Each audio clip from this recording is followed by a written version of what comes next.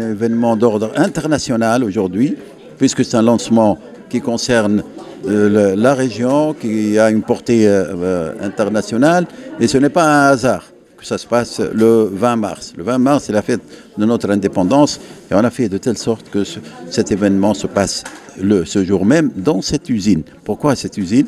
Parce que c'est dans cette usine qu'il y a eu les premières expériences il y a 2 ans, au point où ça a été adopté comme une stratégie de la part de PSA, actuellement Atlantis, et c'est devenu un véhicule stratégique qui va être produit et distribué dans le monde entier. C'est pourquoi c'est un événement majeur pour ces différentes raisons. La deuxième, la spécificité de cet événement, c'est que les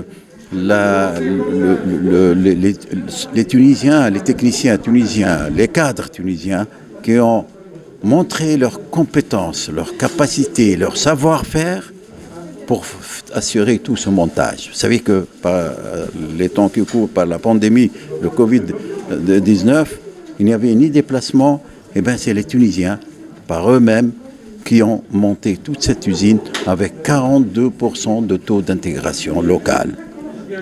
42% qui ont fait de cette usine, qui ont donné à cette usine d'être un produit tunisien. On a pu l'obtenir et c'est devenu un produit tunisien. Un produit tunisien, c'est pour l'export, c'est un facteur extraordinaire parce que ça permet d'exporter sans de douane ni taxes. Donc ça nous donne, sur le plan concurrentiel, un avantage particulier. Voilà un peu toutes ces données. Nous avons 7 partenaires. Il n'y a pas seulement que cette usine. Nous travaillons avec 7 partenaires tunisiens dans différents domaines qui forment un peu cette intégration locale. Donc c'est doublement important que ça se passe aujourd'hui, mais en même temps qu'elle occupe une place non seulement nationale, mais une place maghrébine et africaine.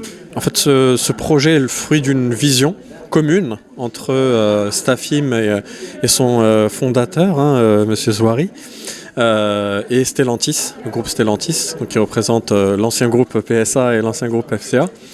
Et donc, la finalité de ce projet était de faire renaître de ses cendres le pick-up qui a un vrai ancrage au Maghreb et en Tunisie en particulier, et créer un véritable projet industriel, créateur d'emplois, créateur de valeur, en utilisant les talents de notre région. Les talents du Maroc, les talents de l'Algérie, les talents de la Tunisie, et les talents de l'Afrique en général, qui ont contribué au développement, à la conception et au test de ce véhicule. Et la régulation aussi tunisienne faisant que le segment le plus important, qui est le segment du pick-up, c'est à peu près la moitié du marché en Tunisie, nécessitant des unités d'assemblage, ont fait que tous ces éléments combinés, nous soyons arrivés à ce projet industriel ici à Tunis aujourd'hui avec le nouveau Peugeot Antrek. C'est un produit qui est exceptionnel parce que c'est un véhicule qui a, là encore, dans sa phase de conception, été complètement novateur, parce que je pense que nous sommes très certainement les premiers constructeurs à permettre aux ingénieurs, aux cadres de nos pays, de pouvoir s'exprimer dans la conception d'un véhicule qui va être commercialisé chez eux. Donc, à ce titre, sa conception répond à de véritables exigences et Leverage utilise de véritables connaissances locales pour développer ce produit. C'est un véhicule puissant, donc avec 150 chevaux dans sa motorisation diesel en boîte manuelle. C'est un véhicule que l'on retrouve en 2 silhouettes, donc une silhouette en simple cabine, donc sur des usages plutôt professionnels, plutôt intenses, mais qu'on retrouve également en double cabine. Et donc sur le double cabine s'oriente plutôt pour des clientèles qui vont l'utiliser à titre personnel, pour aller faire du sport, pour transporter leur famille, mais également à titre professionnel, donc un peu plus hybride. Et c'est également un véhicule qui a 2 particularités. La première, c'est qu'il dispose d'une benne d'une taille complètement exceptionnelle. C'est la plus grande de son segment, donc qui répond à de vrais besoins de chargement de nos clients.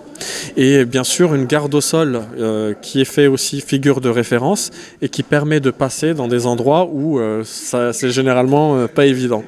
Voilà, c'est ce qui, je pense, résume le mieux ce véhicule. Et tout ça, bien entendu, avec les codes de la marque Peugeot qui ont été remis au goût du jour. Donc, on retrouve chez ce véhicule l'identité ADN de la marque Peugeot. En ce qui concerne la tarification en Tunisie, donc on commence à 56 900 dinars pour une version simple cabine en benne en tôle pliée.